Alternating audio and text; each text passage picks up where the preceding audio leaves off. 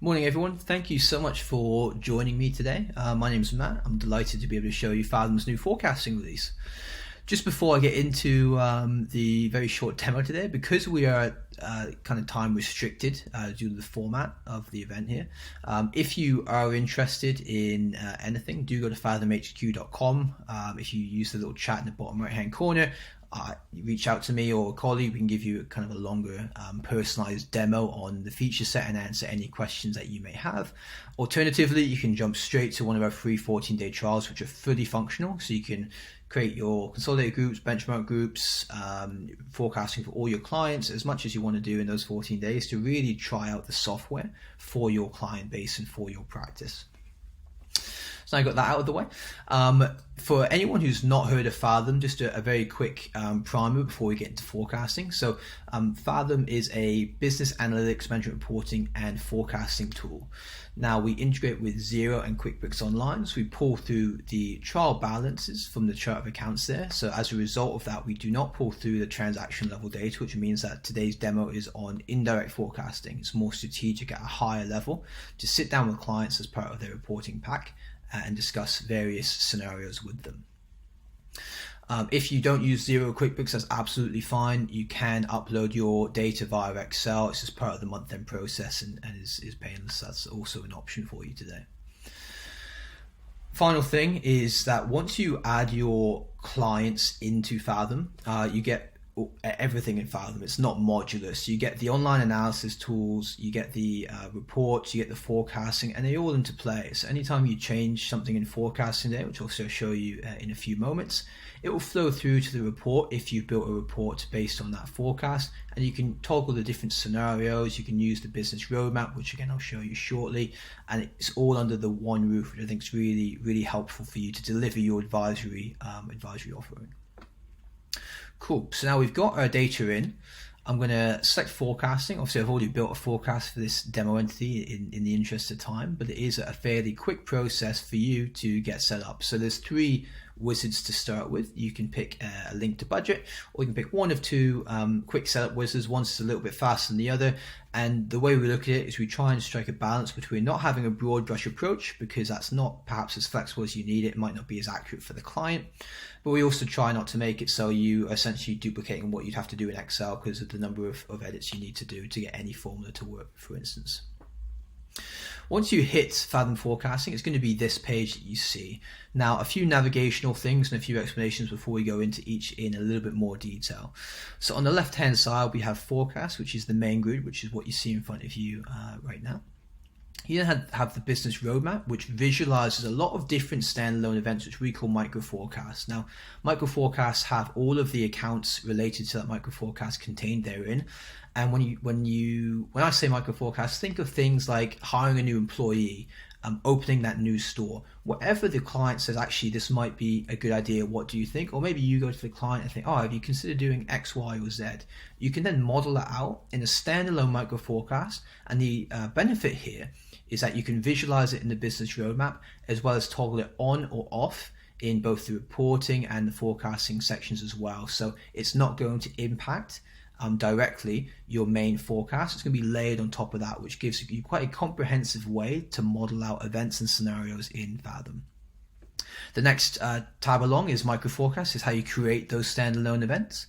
And the final one's scenarios. So you can have unlimited scenarios in Fathom, which is, again, great just to model out what if a certain thing were to happen. If you have a client who wants to have 10, 20, 30, 50 different scenarios, that's absolutely fine. You can model them all out and have them not only in forecasting here, but also in the reporting section as well. On the top left-hand side, there's a little speech icon here, and this is related to the forecast and the business roadmap. And this is where you can toggle between the different scenarios.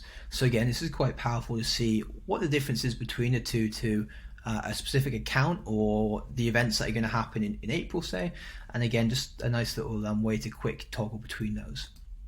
And finally, before we get into it in a bit more detail, at the bottom here, we have the quick metrics. So here we have basically metrics that we want to keep front of mind for the client or for the advisors who advise the client. So here we have cash on hand, which is our primary quick metric. we can see that it's below the threshold, and as a result of that, it's all red. We have gross profit as well, which we can see has patches of red, but is also above the threshold for certain other months. That's denoted by obviously the white background. And then we have change in cash as well, which is similar to gross profit, as a bit of a topsy-turvy ride at the minute. If you select edit metrics, you can stipulate what thresholds you want. You can change one to be the primary metric. So if I do this, for instance, for gross profit, I can set that as a primary and it will automatically go up for us there. You can also add a quick metric as well. So you can, if you don't want to have gross profit as one, for instance, that's absolutely fine. You can just take that out and add another one, for instance. And just hit X there. And the benefit of these is that anytime I change anything in Fathom, it flows through to everything else essentially. So it's a very dynamic forecast. So as a result, if we change a timing profile, if we change a value rule, everything's going to flow down and change. So on that note, I'll show you exactly how you can do that. So if I expand, last thing actually, you can also see this in chart form. So if you want to see gross profit in chart form, you can scroll this forward and see that obviously brighter days ahead, but a little bit of tough month in April essentially. So you can visualize that if you would prefer to have it in a visual format. That's absolutely fine. So now back to the editing. So obviously it's going to show us the actuals to date, which in this case is the end of Feb for this demo company. And then from March onwards, we're now projecting forward whatever rules we said in that initial import wizard that I mentioned earlier. But now if I select I'll select food. If I select food, there's two things that pop out on the right hand side of the wizard here. So one is the value rule editor, and the next one is the cache timing profile editor. So if I start with the value rule, if I go options, I can edit an existing rule or I can add a new rule. So again, you could have, for instance, a linear regression until the end of the year. You could have month-on-month growth for next year, or whatever it is. You have a lot of different rules on the same account to get the forecast that you and your client are looking for. For now, I'll just add a new rule. So there's a few different ways you can project things forward in Fathom. So we're currently on Smart Prediction, which is essentially a linear regression. If I'm here, I can select 3 months perhaps, because maybe obviously the start of last year, first half was a little bit of a tricky one. So I could pick 3 months and then it will update if I hit create rule. I could pick 24 months, which will include seasonality here as well. I could also go link to previous period, constant or growing. So I could set it at a base level and then hit a percentage or a pound increase month on month. Formula or drivers, so if I spring this one out, anyone who's used Fathom before will recognize this is similar to the custom formula KPIs we can create in settings. But if I hit Shift and 2, I can now pick any account, any driver I want. So again, you could have interest rate. This is a coffee company for the demo, so I have average price of coffee, etc. And you can kind of build it out from there with this month, prior month, etc. if you wanted to. And then we have a link to budget as well. So again, if you do have your pre-existing forecast, you can link it to budget. That's absolutely fine. If I just go back to Smart Prediction, I just want to show you how these metrics can update live. So if I'm here, I'm going to pick 24 months. We'll include seasonality for now. You can also round, which I won't do in this case. Assumptions are quite important though. So I can add assumptions to why I am saying Smart Prediction 24 months and including seasonality. So if you have a team who is working on a forecast, you're going to want to surface these assumptions. So if your colleague reads the report, they know why you said that. You can just type in the assumption here, include it in the assumptions report, and it's part of that nice white labeled PDF pack that you can send to a client, for instance. If I now create rule, we'll see that all this will spin up a little bit. Obviously not a lot because it's not changed much. If I change that again, let's see, edit existing rule. We'll go 3 months, apply, and a little bit more of a change there for 3 months. That's interesting. And then if we go down to the cache timing profile, so this is really important because it tells you when the cache is going to hit the cache account, which is obviously an imperative metric at all times, but particularly in the current economic climate that we're in. But it also helps Fathom with things like deferred revenue. So if you have a revenue account that you want to defer, you can control this in the cache timing profile, and we'll do the heavy lifting for you. We'll post it to the other accounts, etc. So again, a nice little time saver there to give you more time with clients and less time doing kind of admin on reporting and forecasting.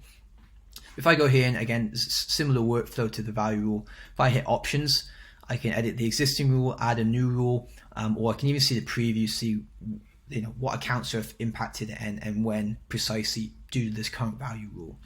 If I change this, edit existing rule, I can change the payment spread, so you can have as many months as you need. You could have monthly, quarterly, annually, so maybe you want to pay it in advance, in arrears, that's absolutely fine. And then if you hit apply changes, again, everything will spin up here for you to see what impact that new timing profile has on your quick metrics. The final thing I want to mention here is whenever you hover over a certain account, you'll see little micro forecasts, and this is telling you that according to this scenario which you're currently in, which is the base scenario because there's no scenario picked up here, we have micro forecasts on these certain accounts. So if I pick merchandise here, for instance, you can see the micro forecast now broken out. So this is saying that in March, so the next month or the current month of the forecast, there's going to be $100 of merchandise revenue, from the coffee van. So again, you can start seeing what the baseline is and then where the others come from. So the spring campaign and the coffee van are adding a lot of revenue here compared to the baseline. And again, you can toggle that on or off in your scenario, so you could have no micro forecast, a bunch of micro forecasts. It's completely up to you. And if I just to show that, actually, if I'm on here, I'm going to select a different scenario. So if I pick pessimistic, we can see that now there's only 2 micro forecasts. There's less investment going into the company as a result of this scenario. So again, it's all dynamic and will all shift in real time for you. Then we have the balance sheet, which is where you can add journals and schedules. So you've got a depreciation schedule, an interest schedule, etc. You can add them there. We also have drivers. This is where you can add things like price of a cup of coffee or whatever the driver is, number of subscriptions, for instance, and then you can create the formulas to drive forward your value rules. And then we have the cash flow statement. So you obviously have the actuals, and if you scroll forward, you can see the projection up until the 3 years that Fathom runs forecasting for. So next we've got the business roadmap, and I think it's a real nice visual way to interact with clients, whether that's over Loom or Zoom or as part of your PDF reporting pack. So here, again, similar functionality. You can change to optimistic, pessimistic, etc. We can see there's a nice investment that's now landed with the optimistic scenario, and you can drag and drop the various events to see what impact that will have on any of the quick metrics. So again, you can see what impact that will have, help guide the clients through, etc. in a nice visual way that shows, right, for the rest of the year, this is what's planned, and this is how we can see this particular scenario impacting your quick metrics for your business. In order to create a micro forecast, you can go here. There's a wizard that will take you through it. So if I just put in van create, and we can now pick a wizard, and you can also add specific accounts. So you can create a bunch of custom micro forecasts, add a revenue account to a cost micro forecast, of course, and you can get your payback period, etc., which is awesome. And then finally, we have scenarios here. So you can have funding secured, optimistic, pessimistic, unlimited scenarios. Create scenario, name it whatever you want. Add a configuration, percentage increase of percentage increase or decrease, pound increase or decrease, whatever currency you're using, and you can select a specific micro forecast to layer on top of this as well, as I've already mentioned. Final thing, conscious of time, Fathom's VAT and tax is very flexible. You can create basically any rate you can think of, and you can apply it to individual accounts. So you can do all of that in the settings. Again, more than happy to take you through that on a one-to-one demo. So please do reach out after this at fathomhq.com. And thank you so much for your time today. I really appreciate it. Have a great day. Thanks.